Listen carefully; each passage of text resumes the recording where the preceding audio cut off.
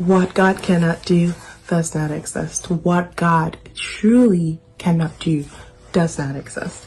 My name is Ogana Adiola Hassan. I am recording this from Las Vegas, Nevada. I joined the prayer altar, I want to say March of 2021. A friend of mine, shout out to you, Dupe, sent me the link. With that, and I and my husband trusting God for the fruit of the womb, God answered our prayers, and I was pregnant. And of course, the devil wasn't happy and decided once to give us the bad news regarding that. I received a call from my doctor telling me that, oh, the baby, there's some chromosomal defect and the baby is not compatible with life, that I need to terminate the baby immediately. I laughed. I said, excuse me. You must be joking. So he kept on pushing and pushing and pushing, telling me I needed to terminate the baby. I was like, no, I'm not terminating the baby, because what God cannot do does not exist. You cannot tell me that God has blessed me with a child and now you're telling me I have to terminate the baby. So trust me, I understood, because I'm a doctor and I understand where he was coming from. Don't get me wrong. But most times we think we're knowledgeable about everything, but there is someone that is the leader of being a doctor. The doctor of all doctors is who I serve, and is on the altar of fire. So he kept pushing me and telling me, okay, I need to terminate the baby. I don't want to take the baby to term. And then the baby leaves for a couple of hours and then dies. I'm like, my pekin is not dying. No one is dying. I'm going to have this baby, and this baby is going to be super healthy, because what God cannot do does not exist. And that's exactly around the time when the strange act of God just started. And there was a lady there that gave a testimony about, I think the doctor, she had a chromosomal 18, and she was interviewed throughout the whole process. And I told God, God, you have done it for her. So whatever chromosome this guy is talking about is none of my business. The fact that you've done it for her, you're going to do it for me. And I believe in you. I belong to the altar of fire. So you're going to do it. Every visit, the doctor is always pushing and saying, terminate this child, terminate this child. So I was like, you know what? I'm not. And he's like, you're stubborn. Because of that, if this baby comes out right and healthy, I will write a book about you. I was like, really? You're about to be an author, and you are going to give me credit, because this child that I carry is washed in the blood of Jesus, and what God cannot do does not exist. This child is going to come out perfect. Throughout my pregnancy, I did not even know anything about morning sickness, any issues, no complications whatsoever, except one day I started bleeding out of the blue. And I went back to God and I said, God, the confession of this doctor will never come to pass. I will not lose this child. I joined the prayer of altar that night, and Pastor Jerry came online, and my word came. You were pregnant and you're bleeding. You have been looking for a child. You got pregnant this morning. You woke up bleeding. You woke up bleeding. You are scared. If you will not give back your testimony, don't say the Lord, nothing has happened to your pregnancy. The Lord preserves your pregnancy right now. From that day, the bleeding ceased.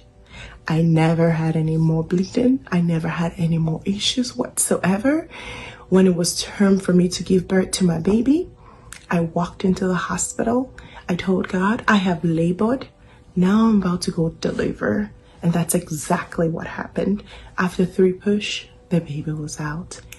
Perfect. When I said a perfect child, no complications.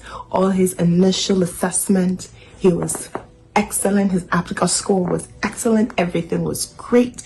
No problem. He was growing to the glory of God. He's growing with wisdom. He's growing with understanding. He's excellent. Perfect baby. So I was going to come give this testimony at the prayer conference in Houston. I flew down to Houston with my husband from Las Vegas so I can give the testimony on ground at the prayer conference. Of course, the devil was not happy. As that morning of the prayer conference, my husband stepped out. Next thing, I'm getting a call that he was in a car accident.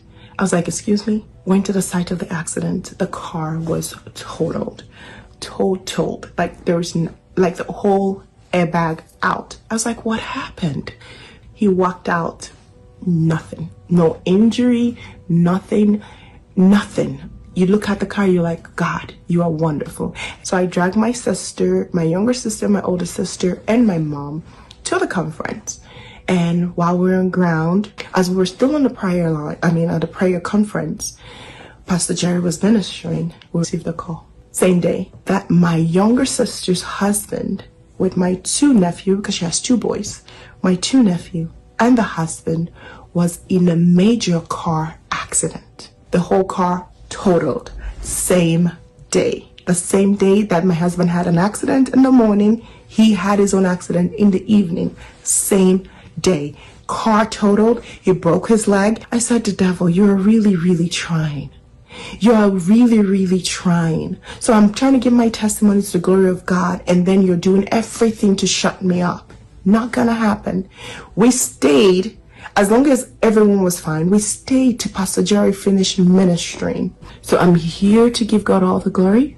My son is doing perfect. He's running around. He has gone for all his medical checkups. He's excellent at all he's doing. My husband is great. My brother-in-law is doing great. God bless them with another beautiful, wonderful car. And there's multiple testimonies to the glory of God. Pastor Jerry, you have changed the dynamic of majority of our prayer lives. For us to believe that, you know what, there's nothing really impossible with God. Things come to me and I'm just like, what God cannot do does not exist. We move. That's my motto. We move, because nothing is gonna stop us. Nothing is impossible with God. So I just want to say thank you. Thank you all.